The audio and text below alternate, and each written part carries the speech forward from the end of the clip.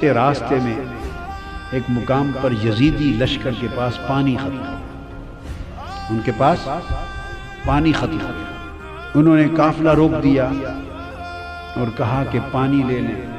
یزیدی قافلے کا سربراہ نصب کر کے آرام سے سائے تلے بیٹھ گیا اور تمازت آفتاب سے تپتے جلتے ہوئے ٹیلوں پر حضور کی شہزادیوں کو ننگے آسمان کے نیچے بیٹھا دیا۔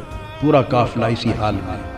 امام علی مقام سیدنا امام حسین کی پیاری لخت جگر شہزادی سیدہ سکینہ، اصل نام ان کا عربی وزن میں سکینہ ہے، عرف عام میں سکینہ چلتا ہے۔ دھوپ میں چھوٹی معصوم شہزادی دیکھا کہ صحرا میں چھوٹا سا ایک درخت ہے، ٹیلا، چھوٹا سا ٹیلے کے ساتھ جھاڑی ہے، اس کا تھوڑا سا سایہ ہے، چلچلاتی دھوپ ہے۔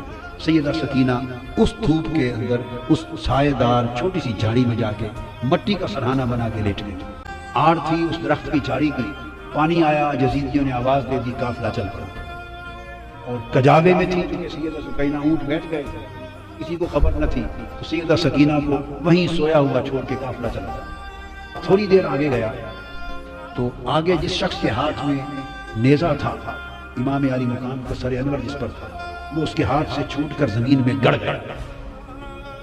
انہوں نے کوشش کی کہ اس نیزے کو کھا کے آگے چلے، پر نیزہ ایسا جمع کہ اس کی پوری طاقت کے باوجود امام حسین کے سر انور آگے نہیں چلا، گڑا ہوا نیزہ ہلا نہیں۔ وہ پریشان ہو گئے، وہ سیدنا امام زین العابدین کے پاس گئے۔ یہ تو نہیں معلوم تھا کہ کیا ماجرا ہے، آپ کے بابا آگے نہیں چل رہے، ان کا سر انور آگے نہیں چلتا۔ ان کی آنکھیں آپ دیدہ ہو گئیں۔ وہ اپنی ہمشیرہ، اپنی پھوپھی سیدہ زینب کے پاس عرض کیا، پھوپھی جان، آپ ذرا اونٹوں کے کجاووں میں شہزادوں اور شہزادیوں کو گن لیں، لگتا ہے بابا جان کا کوئی شہزادہ یا شہزادی رہ گئی ہے، سر انور آگے نہیں چلتا، نیزہ گڑ گیا ہے۔ سیدہ زینب نے ایک ایک کا نام لے کر پوچھا، تسلی کی کہ سارے شہزادے شہزادیاں کجاووں میں تو ہیں۔ جب سیدہ سکینہ کا نام لیا تو جواب نہیں آیا۔ جب جواب نہیں آیا تو وہ تڑپ اٹھی، اپنے کجاوے سے نیچے آ گئی اور کہنے لگی کہ حسین کی سکینہ رہ گئی ہے کہیں۔ شاید جہاں کجاوے قافلہ رکا تھا، اب رات کا وقت ہو گیا تھا۔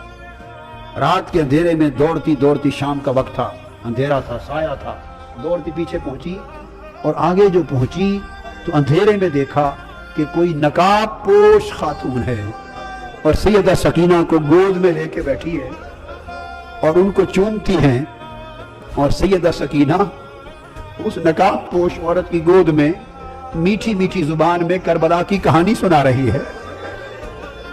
جیسے بچے کہانی سنتے ہیں اور سناتے ہیں، وہ واقعات سنا رہی ہیں کہ ہمارے ساتھ ایسا ہوا، پھر یہ ہوا، پھر بابا کے ساتھ یہ ہوا، پھر بھائی کے ساتھ یہ ہوا۔ وہ کربلا کی کہانی سنا رہی ہیں، اور وہ نقاب پوش خاتون سنتی بھی ہیں، چومتی بھی ہیں، روتی بھی ہیں۔ اتنے میں سیدہ زینب قریب پہنچی اور کھڑے ہو کے آواز دیتی ہیں کہ نقاب پوش خاتون، اللہ آپ کا بھلا کرے، آپ نے ہماری بیٹی کو سنبھال لیا، ہم پہ بڑا احسان کیا ہے، اس بیٹی کو گود میں لے کر اللہ آپ کو اجر دے، بتائیں تو صحیح کہ آپ ہیں کون احسان کرنے والی۔